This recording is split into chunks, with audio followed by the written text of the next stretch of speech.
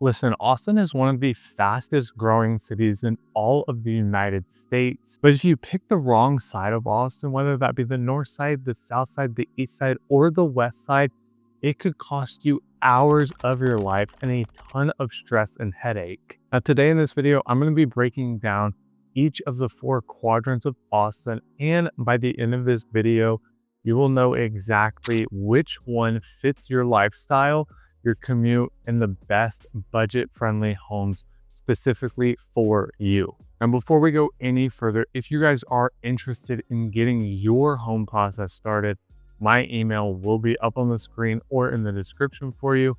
Schedule a call with me and reach out and we can walk you through the entire process. And comment down below that if money were not an option, which area of Austin you would choose. Now let's start with the most popular section of Austin when it comes to relocation buyers, and that is going to be the north side. Now the north side is full of newer homes, and a lot of times people that move to Austin go towards the north side for a few different reasons. Now number one is going to be the tech hubs that are out this way. You have Samsung that just started their big project in Taylor. You have Dell out here. There's so many tech companies out this way. Even Apple is out here as well. So people are flocking it to the north side specifically for this reason. The other thing too is new homes out here are popping up like crazy.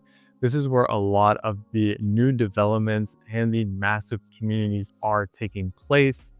And the schools out here are typically better. When you go on a website like niche.com, you can see that the schools that typically rank higher are going to be in the suburbs of Leander, Georgetown, Cedar Park, Round Rock. These schools take over all of Austin. Now, although there's a lot of pros living on the north side, some of the downsides are you're primarily taking tolls to pretty much every destination you go to, unless you want to take I-35, which is congested with traffic. So definitely expect to pay a lot in tolls.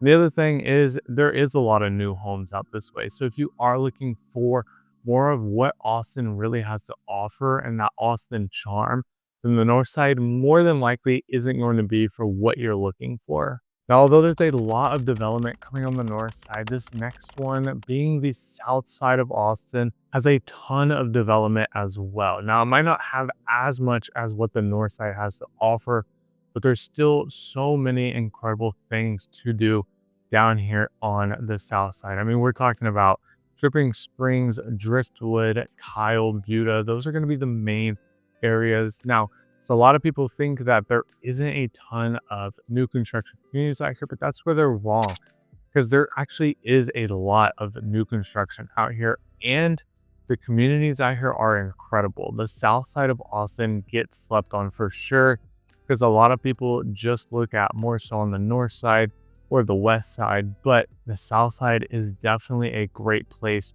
for home buyers that are looking in that $300 to about $550,000 range. The other thing too is that you are going to be closer to things like Silker Park, Barton Springs, even these actual south side of Austin with all of the different shops and restaurants that Austin has to offer.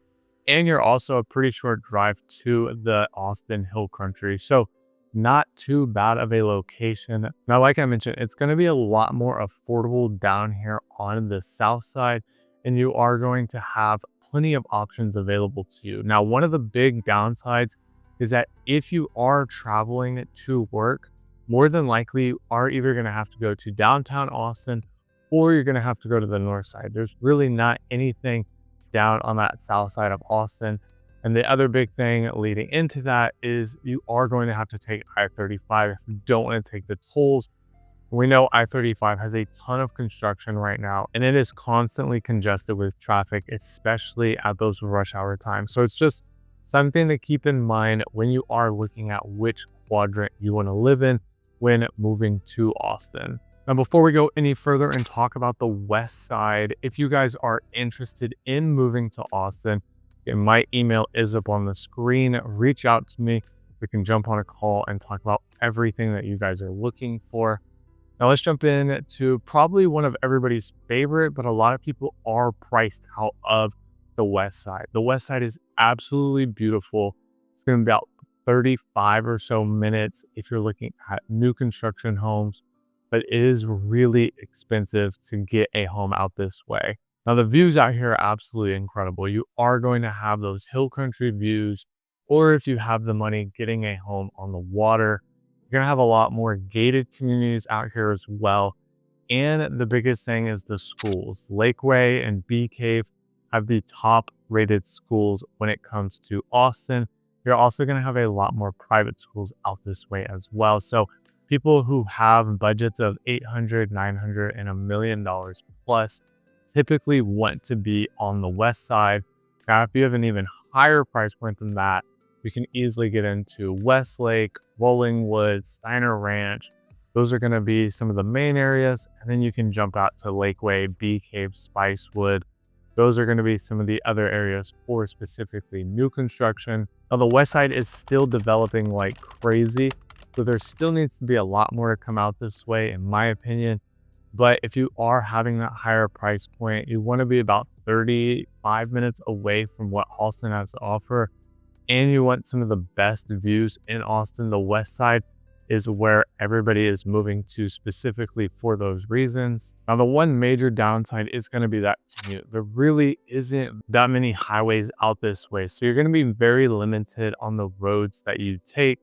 For example, if you are going from Lakeway to Cedar Park, you are going to have to take either the tollway or a surface road and hit a bunch of lights. So there's just a lot of added commute times when you do live out this way, and development really needs to start coming out here. But again, the top rated schools, the price tags on the home are a lot higher, but again, you're going to have the best views, gated communities, and top-notch amenities when you live out on the west side. Now, last but not least is going to be east of Austin, and this area is growing like crazy.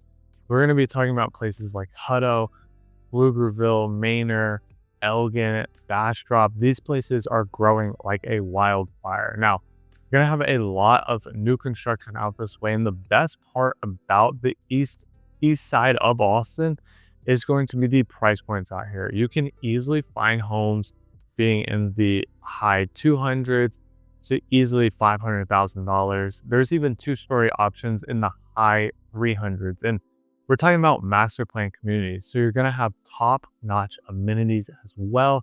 So east of Austin is growing like crazy. Now, there still needs to be a lot of development that comes out here to have it even come close to matching what the north and south side of Austin has to offer.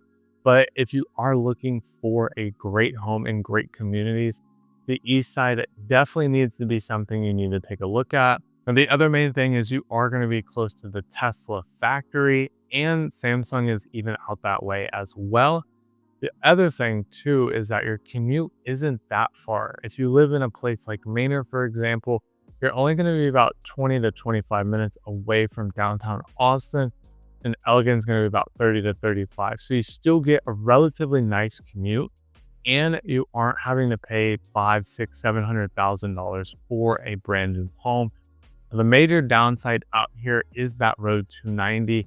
If you do live out that way, then you know that 290 can get really congested, especially in those rush hour times, because it is 3 lanes on either side, but you're hitting a ton of stoplights. So if you do travel for work to downtown, then expect to hit a lot of traffic on this road. The other thing is the lack of development out here. They just got Manor Crossing, so there is a lot of shops, restaurants, gyms, big grocery stores like H-E-B coming out this way. But Manor and Elgin and Hutto and Pflugerville, they're still behind with the development. So although you can get a great and affordable home, there is still going to be that lack of development out this way. And the schools are sort of fluctuating with their ratings. So I highly suggest going on a website like niche.com to understand what the school ratings are and see if they fit exactly what you're looking for. But every quadrant is different in Austin. The north is going to be primarily for new construction and tech hubs, where a lot of development is happening. The south also has a ton of development. going to be a bit closer to what the south side of Austin has to offer, like Zilker and Barton Springs, but you are going to have much more affordable pricing. The west side is where you're going to go for the views and for the higher price point in homes and gated communities and top-notch schools. And that east side is going to be if you want to get in early, get a two-story home for in the 300,000s and plant your roots out that way, where development is really going to be taking off. Each quadrant has something different, and it definitely has something for you. So again, if you guys are interested in moving to Austin and looking to buy a brand new home, I would love to help you through the entire process.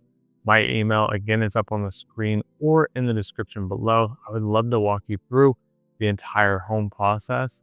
And click this video right here to understand which suburbs you need to avoid when you are making that move to Austin, Texas.